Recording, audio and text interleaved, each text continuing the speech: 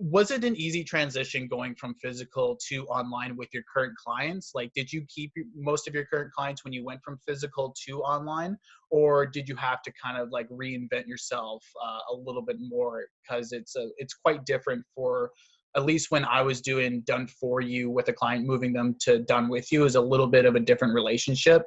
So if you want to talk a bit about your story with that, that'd be awesome.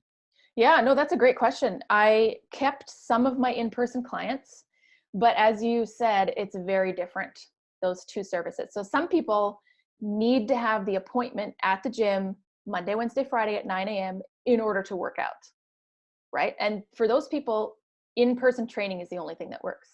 They are not great online clients.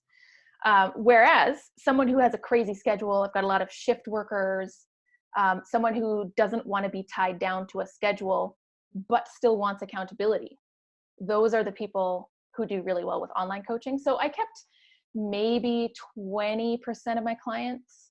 A few of those have dropped off because it's been almost 2 years now.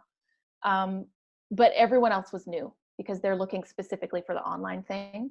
So yeah, it's one of those things where I think that's why it felt like starting a new business. Sure, I kept a handful of clients, but they're on like VIP pricing and they're very low maintenance and I know them very well, and everyone else was new. So it was kind of a little bit of a combination, but mostly new people.